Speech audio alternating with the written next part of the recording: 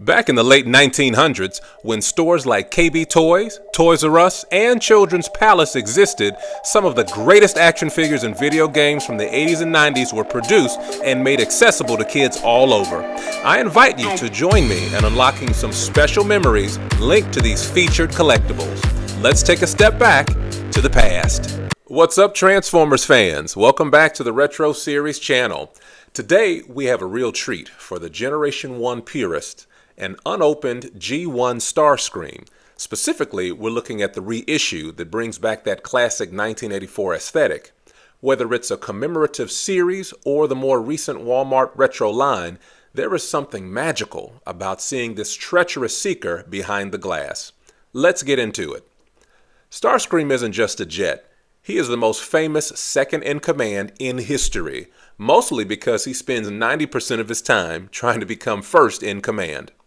Starscream began his life on Cybertron, not as a soldier, but as a scientist and explorer, and in some continuities, a politician. When the war broke out on Cybertron, he joined the Decepticons, quickly rising to the rank of Air Commander. His defining trait is his relentless and often hilariously poorly timed desire to overthrow Megatron. He believes the Decepticons should rely on speed and guile rather than brute force. One of the coolest pieces of lore added later is that Starscream possesses an indestructible spark.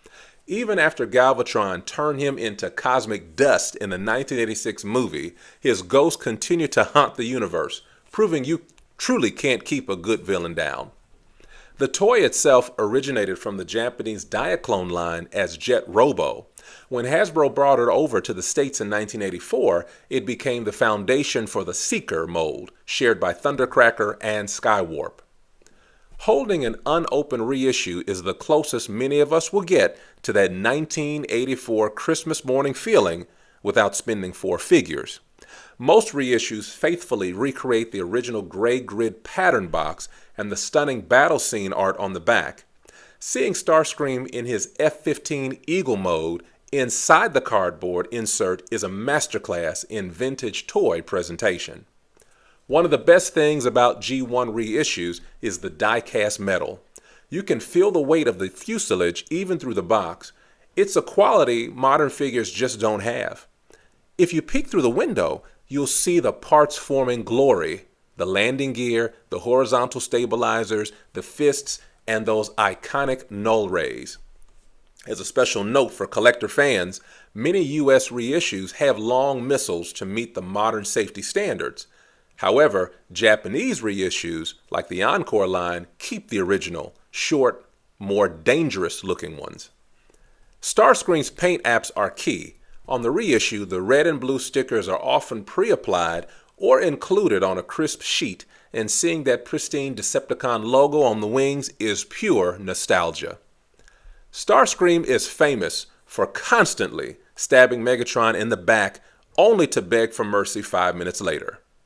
Do you think Megatron keeps him around because he actually values his skill, or does he just enjoy watching Starscream fail? Let me know your theories in the comments box. Thank you for taking a trip down memory lane with me today. Please like, comment, and subscribe to this page for more featured nostalgic segments. And thank you for your support.